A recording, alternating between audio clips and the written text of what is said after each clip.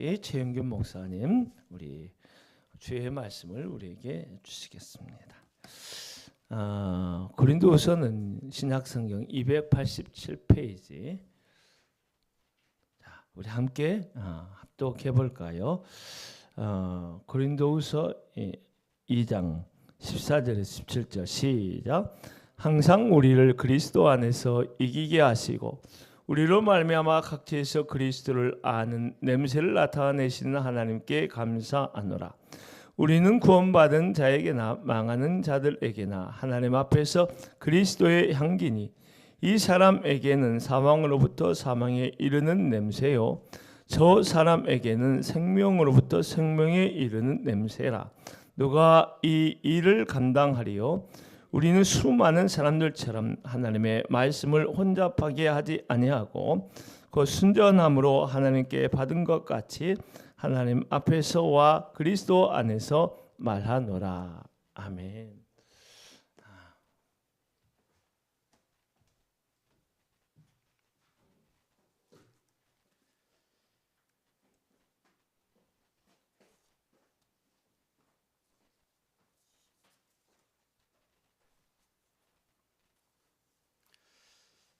네, 정료주일에 함께한 모든 분께 그리스도의 평강이 충만하시기를 기원하고 소망합니다.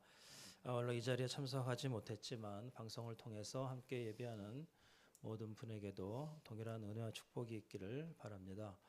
네, 오늘 말씀은 그리스도의 향기라는 제목으로 나눌 텐데요. 향기 그러면 우리가 나쁜 악취 같은 것을 향기라고 말하지는 않죠. 다만 받는 사람의 입장에서 다를 수 있습니다. 오늘 그 16절에 보면 우리가 그리스도의 향기를 전하는데 어떤 이들은 그 향기를 자신이 받기에 너무 부족해요. 그래서 그것을 악취로 받아들이고 사망에 이르는 사망의 냄새로 받는 사람이 있는 반면에 그것을 복음으로 또 하나님의 능력의 말씀으로 받아서 생명으로 받는 그런 사람도 있다라는 것을 성경이 밝히고 있습니다. 반면에 우리가 눈으로 보는 것도 마찬가지죠. 눈에 꼭 보이는 것만이 보이는 것은 아닙니다. 마찬가지로 우리의 귀에 들리는 것만이 꼭 들리는 것이 아닙니다. 성경은 보이는 것보다 보이지 않는 것의 소중함과 또 귀함을 우리에게 가르쳐주고 있습니다. 오늘 말씀을 좀 이따 나누도록 하고요. 오늘 고린도 후서를 읽다 보면 이런 말씀이 있습니다. 고린도 후서가 기록되기 전에 고린도 전서가 기록되었다고 우리가 생각하지만 사실은 고린도 전서가 기록되기 전에도 고린도 교회에 보내진 편지가 있습니다. 그리고 고린도 전서가 쓰여지고 고린도 후서가 쓰여질 그 사이에 또 다른 서신이 있다는 것을 우리가 성경을 통해서 알 수 있어요. 먼저 그것을 한번 좀 확인해 볼게요. 고린도 전서 9장 5절을 보겠습니다.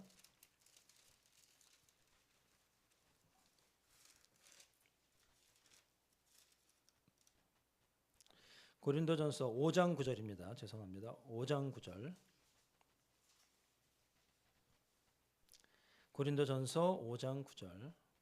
우리 찾으셨으면 다 같이 읽겠습니다. 내가 너희에게 쓴 편지에 음행하는 자들을 사귀지 말라 하였거니와. 아멘.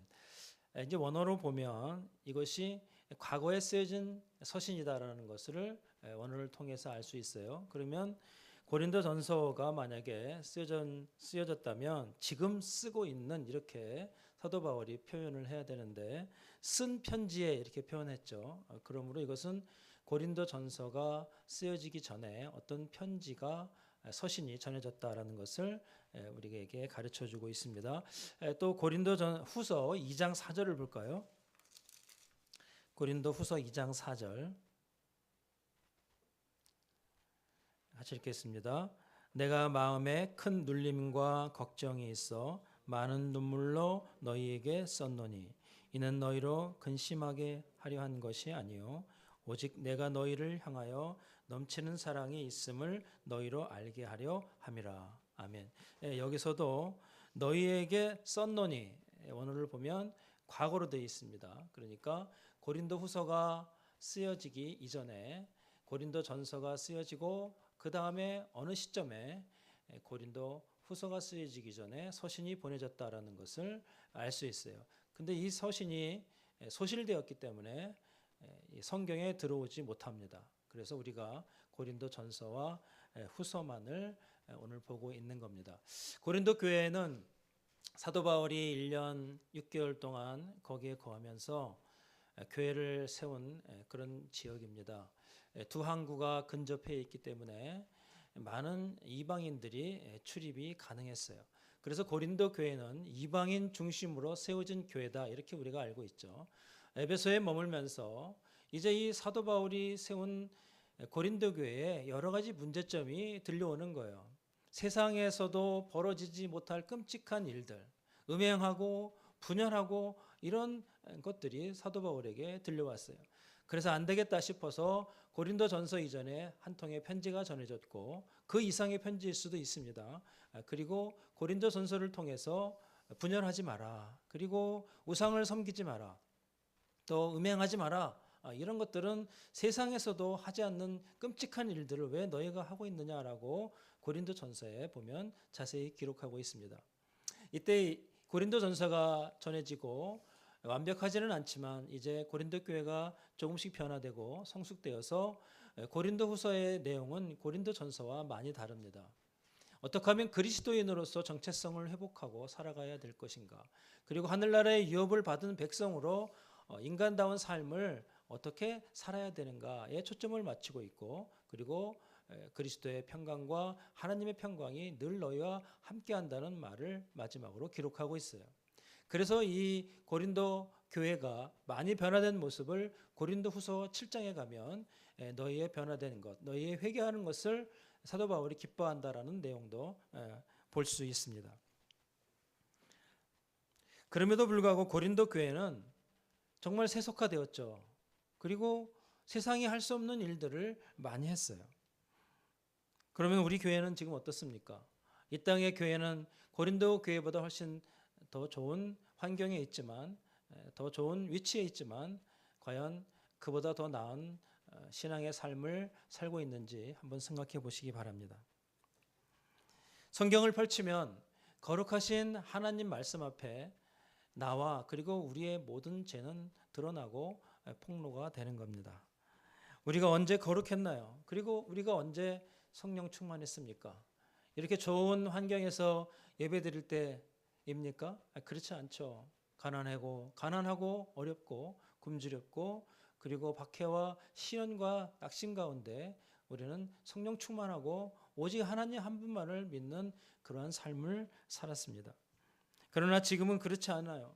고난이 위기라는 성경 말씀을 뒤로하고 십자가의 고통을 주님과 함께 하고자 하는 마음이 없습니다.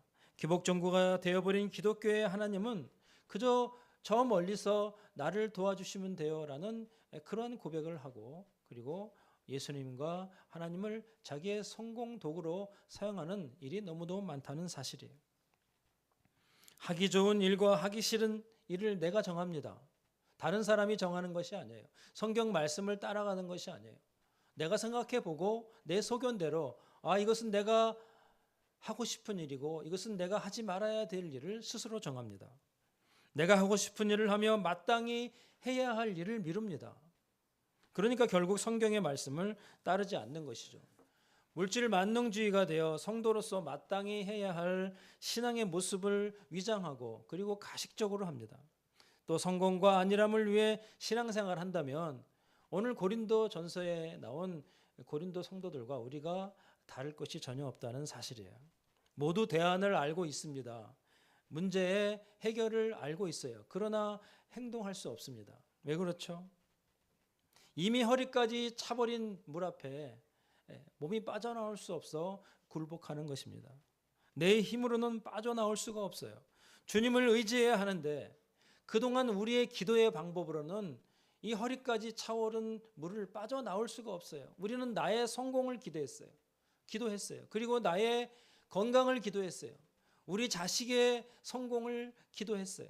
내 남편의 성공, 내 아내의 건강, 주로 그런 기도를 우리가 드렸습니다.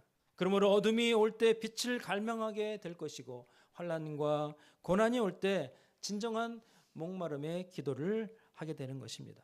여러분, 목마름의 기도 해보셨나요? 이것이 하나님께서 원하시는 간절한 기도입니다. 말씀에 순종하는 믿음의 기도, 오직 하나님만 간구하는 기도를 우리 성안의 모든 가족은 간절히 기도하시기 바랍니다. 믿음의 기도에는 앞으로 일어날 일들에 대해 지금 보게 하시는 성령의 능력이 함께합니다. 일어나지도 않았는데 마치 일어난 것처럼 믿음의 기도는 그것을 인식시켜줘요, 우리에게. 이 능력이 서두에 말씀드린 성령께서 주시는 마음의 시각이고 마음의 눈이며 마음의 귀고, 즉 믿음의 영적인 귀와 영적인 눈입니다. 눈에 보이는 것이 전부가 아닙니다. 귀에 들리는 것이 전부가 아닙니다. 더 귀한 것이 있다는 것을 우리가 깨달아야 할 것입니다. 히브리서 11장 15절과 16절에 보면 거기에 기록된 사람들은 본향 찾는 나그네의 삶을 사면서 믿음의 눈으로 자기의 본향을 봤어요. 우리가 나중에 가야 할 본향, 자기의 고향들이 있었죠. 자기의 고향은 어디입니까? 메소포타미아, 바단 아람이라는 곳이었어요. 그러나 그들이 갈 수는 있었지만 그 갈 곳을 포기하고 믿음의 눈으로 마지막 궁극적으로 향해야 할 천국, 즉 자신의 본향을 바라보았다는 사실이에요. 변화산의 사건도 여러분 잘 알고 계시죠? 공관복음에 다 기록한 변화산의 사건에서도 모세와 엘리야를 베드로와 요한과 야고보는 믿음의 눈으로 보았습니다. 또 사도행전에서 그때는 사울로 기록되어 있죠. 사울아 사울아 하고 부활하신 주님이 사울을 부를 때 주변에 있는 사람들은 예수 그리스도의 부활하신 그 음성을 듣지 못했어요. 그러나 성경은 분명히 말씀합니다. 사도 바울은 사울은 그 소리를 듣고 엎드러져 부활하신 주님의 음성을 들었다는 사실이에요. 또 마게도냐의 첫 성 빌립보 교회의 시작은 자주장사 루디아로 시작되었는데요. 많은 사람들이 강변에서 사도 바울이 설교하는 소리를 들을 때 많은 사람이 성령에 감동된 것이 아닙니다. 오직 루디아의 심령의 문을 열어 성령께서 그 음성을 듣게 하심으로 그 말씀에 순종하여 자기 집을 내놓음으로 마게도냐 첫성 빌립보의 교회가 생겼다는 사실을 우리는 기억해야 합니다. 성경을 보겠습니다. 히브리서 11장 15절입니다. 히브리서 11장 15절과 16절입니다.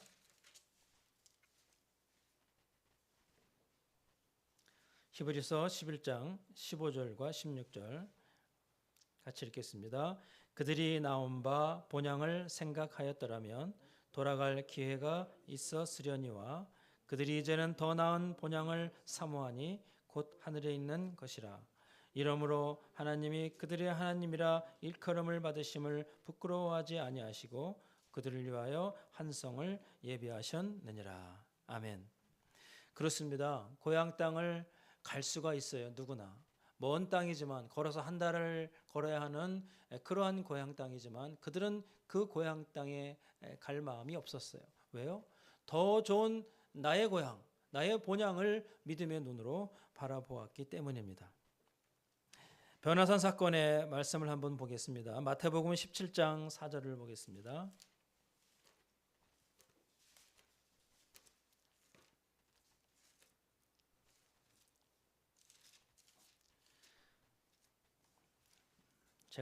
제가 읽어드리겠습니다. 마태복음 17장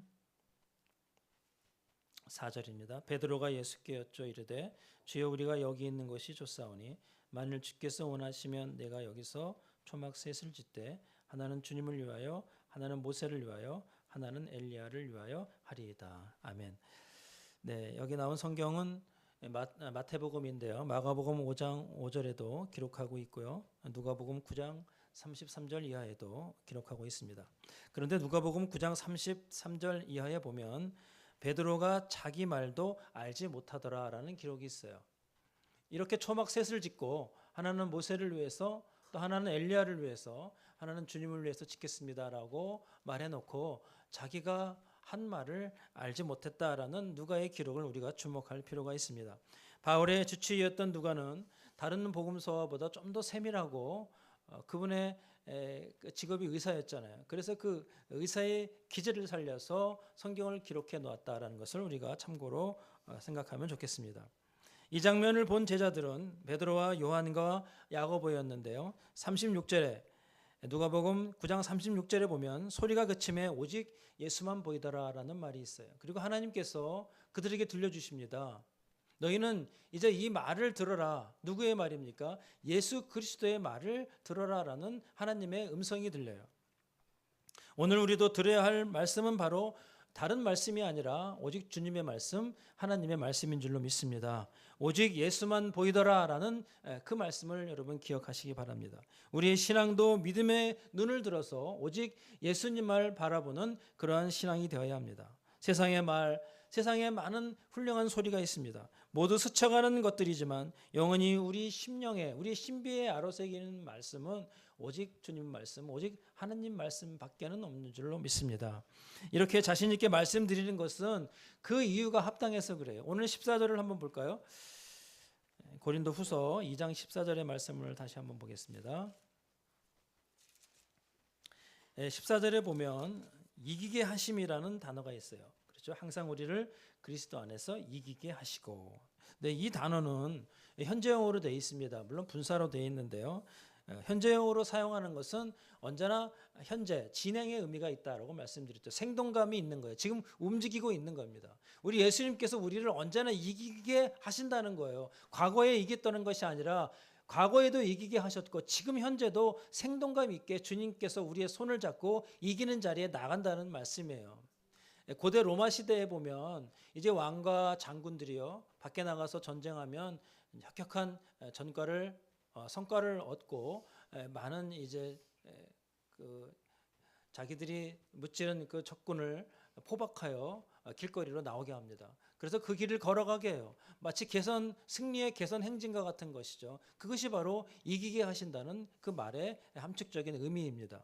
마찬가지로 우리도 늘 이기게 하시는 주님과 함께 참여하는 자임을 알게 하시는 말씀이에요. 주님이 승리하셨으니 우리도 승리합니다. 그리고 앞으로 이기게 하시니 우리도 이기게 하십니다. 우리는 다만 주의 말씀에 순종하면 이기는 삶을 살아갈 수 있다는 말씀이에요.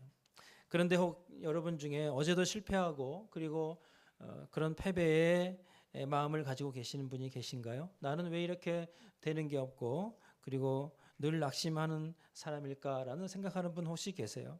잘못된 생각이에요. 사실은 이겼는데 어떤 이유 때문에 졌다고 생각하는 거예요. 어떤 이유입니까? 내 생각대로 내 의지대로 했기 때문에 진 거예요. 사실은 이겼는데 마귀에게 속아서 졌다고 느껴지는 겁니다. 그러면 앞으로 어떻게 해야 할까요?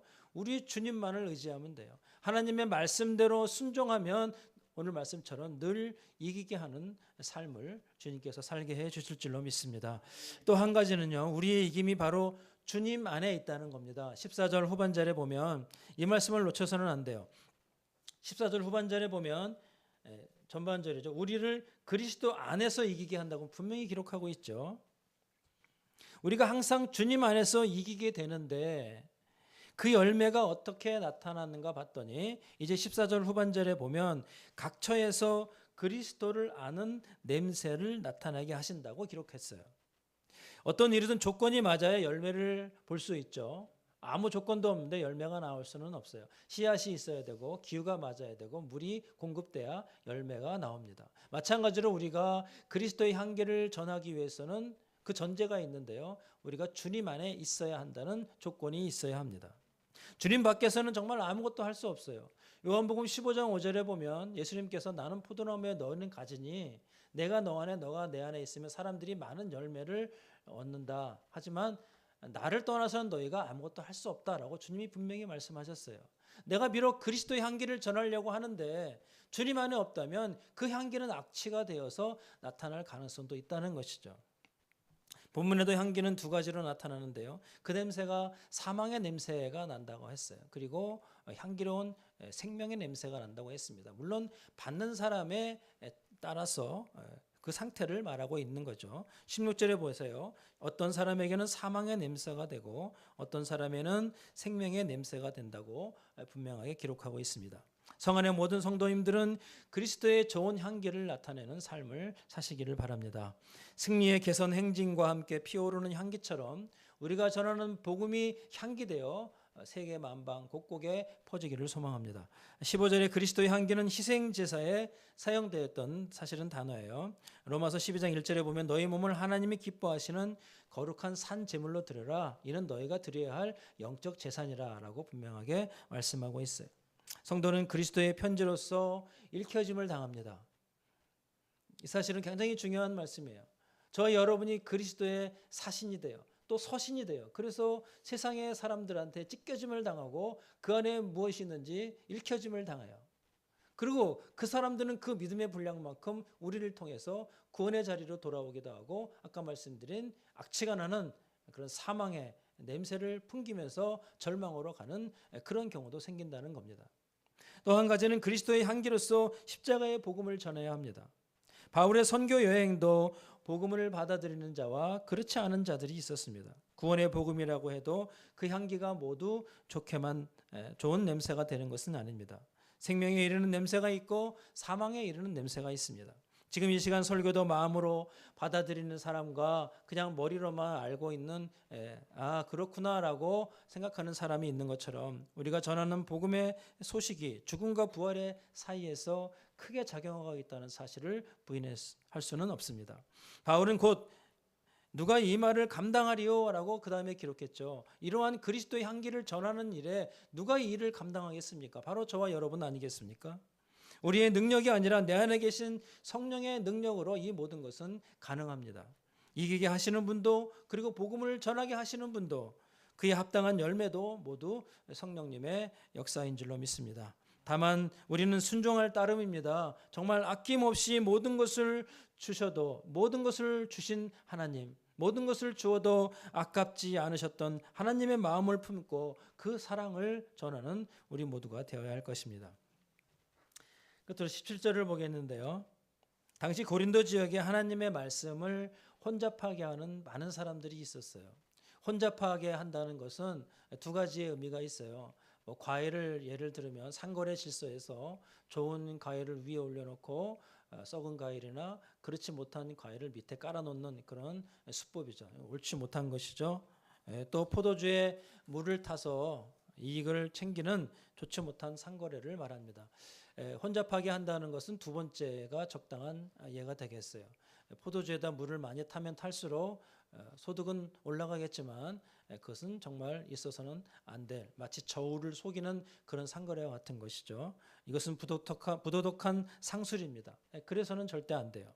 복음도 마찬가지입니다. 복음을 전할 때요. 다른 것을 끼워서 다른 것을 혼합해서 물을 타서 전하면 안 된다는 거예요. 베드로 사도는 베드로전서 2장 2절에 너희가 신령한 젖과 또 순전한 젖을 사모하라라고 말씀했어요. 여러분 복음은 그런 겁니다. 성경 말씀은 그런 거예요. 성경 말씀에 세상 것을 집어넣어서 다른 어떤 것을 집어넣어서 선포해서는 안 된다는 거죠. 준엄한 주님의 명령입니다. 그때 우리는 그 양식으로 배부를 수 있고 생명의 냄새를 맡고 그 향기로 구원의 백성으로 이르는 참으로 성령의 놀라운 역사가 일어난다는 사실을 기억하셔야 합니다. 불순물이 전혀 들어가지 않는 순수한 복음.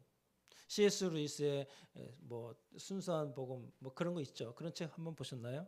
순전한 복음 이런 거 한번 꼭 읽어보시기 바랍니다. 17절에도 보면 순전함으로 하나님께 받은 것 같이 하나님 앞에서와 그리스도 안에서 말한다고 했습니다. 이것이 진리입니다.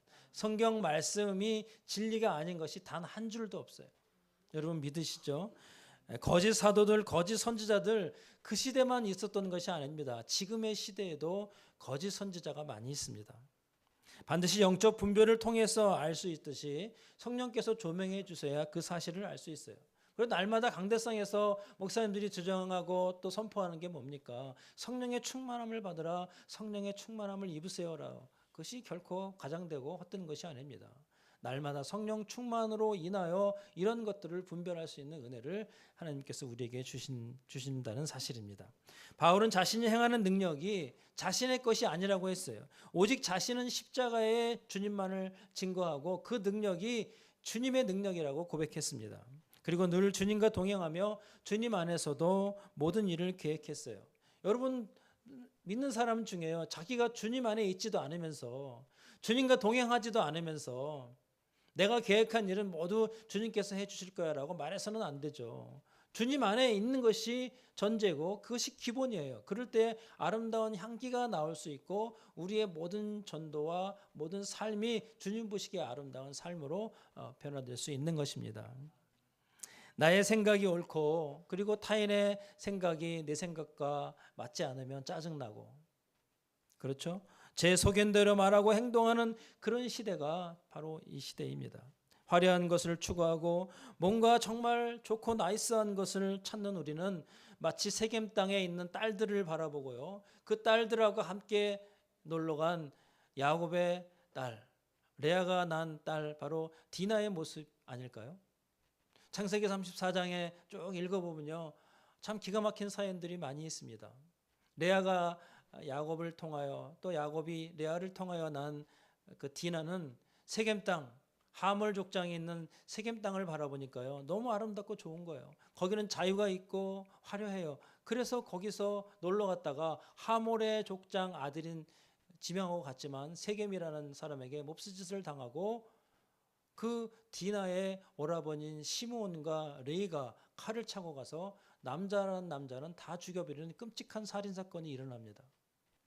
너희도 우리와 약조를 맺으면 할례를 받아야 한다라고 말하고 그들이 할례 받고 3일 만에 얼마나 아픕니까? 그럴 때 쳐들어가서 그 모든 남자들을 다 죽여버리는 끔찍한 사건이 일어났어요. 그리고 나머지 형제들은요, 그곳에 가서 모든 물건을 약탈해 옵니다. 창세기 34장을 잘 읽어보시면 그 내용을 잘 알 수 있어요. 이처럼 우리가 어떤 화려함에 취해서 뭔가 나이스한 것에 좋아서 또 풍요롭고 나의 배부름을 생각해서 그것을 간다면 오늘 끔찍한 이런 살인 사건이 일어나지 않는다는 보장이 없어요. 비록 겉으로 보기에는 누추하고 그리고 우리 귀에 들리는 것은 별 볼 일 없지만 믿음의 눈을 들어서 볼 때 그것을 정확하게 판단할 수 있는 겁니다. 이 교회는 하나님의 말씀이 엄청나더라, 저 교회는 찬양이 엄청나더라, 그것은 우리의 눈, 우리의 시각적 그리고 귀에 들리는 것뿐입니다. 사실은 조그만 교회, 개척교회라 할지라도 거기서 들리는 하나님의 음성, 주님의 목소리를 듣는다면 바로 그것이 우리가 거해야 할 땅, 그리고 우리가 거기서 신앙생활해야 될 하나님의 귀한 보금자리인 줄로 믿습니다. 우리의 영적 현실은 그리 밝지 않아요. 세상은 더욱더 좋아지고 더욱더 풍요로워지지만 더 좋아지고 더 우리의 영적 생활이 나아진다면 주님의 재림은 연기될 것입니다. 아니, 재림은 이루어지지 않고 영원한 평강과 행복이 이 땅에 존재할 거예요. 그러나 성경은 분명히 말씀합니다. 주님의 재림이 임박해 왔다고. 이제 신앙의 옷무새를 다시 고쳐 입고 주님 앞에 서시기를 바랍니다. 마지막 사순절 주간이 지났고요, 이제 오늘이 종려 주일이고 내일부터는 고난 주간이 시작됩니다. 종려나무 가지를 흔들며 호산나를 뜨겁게 불렀던 그 군중들은 마음이 변하여 그리스도 예수님을 십자가에 못 박아라 하고 고함치는 군중으로 변화되었습니다. 바로 우리의 모습일 수 있습니다. 종려 주일은 고난 주간을 어떻게 지내야 하는지 우리 주님께서 말씀하시는 귀한 주일입니다. 내 마음에 들지 않으면 또다시 망치를 가지고 주님 손에 다시 대못을 박아서는 안 됩니다. 주님은 긍휼의 눈으로 그런 우리를 보세요. 자신을 3번 부인하던 베드로를 보았듯이. 그러나 그 시선은 위로와 긍휼의 시선이 아니었음을, 긍휼의 시선이었음을 알 수 있습니다. 그동안 지나왔던 우리의 잘못과 죄는 지금 이 순간으로 족합니다. 모두 주님께 맡기시고 늘 이기게 하시는 주님, 늘 동행하시는 주님, 내가 너와 함께한다는 주님을 기억하면서 앞으로의 삶도 성령 충만한 믿음의 삶을 걸어가시기를 주님의 이름으로 간절히 축원합니다. 기도하겠습니다. 사랑이 많으신 하나님 아버지, 감사합니다. 하나님께서는 어제나 오늘이나 미래나 늘 우리와 동행하여 주시고 늘 이기게 하시는 하나님이신 줄로 믿습니다. 때로는 절망 가운데, 때로는 낙심 가운데 있지만 모든 염려를 주께 맡겨라.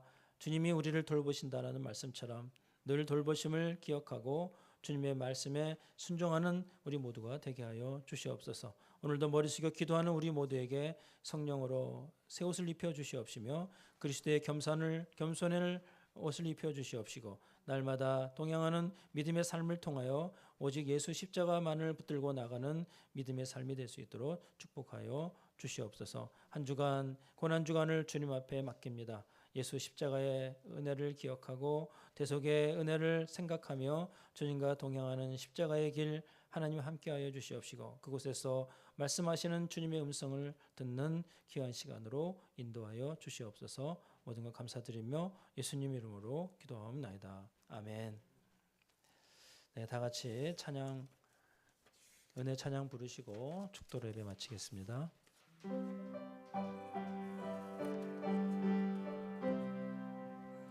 누려왔던 모든 것들이 내가 지나왔던 모든 시간이 내가 걸어왔던 모든 순간이 당연한 것 아니라 은혜였어. 아침 해가 뜨고 저녁에 노을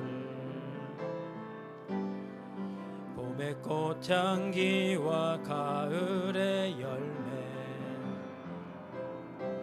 변하는 계절의 모든 순간이 당연한 것 아니라 은혜였어. 모든 것이 은혜 은혜 은혜 한없는 은혜 내 삶에 당연한 것 하나도 없었던 것을 모든 것이 은혜였소. 내가 이 땅에 태어나 사는 것 어린아이 시절과 지금까지 숨을 쉬며 살며 꿈을 꾸는 삶 당연한 것 아니라 은혜였소. 내가 하나님의 자녀로 살며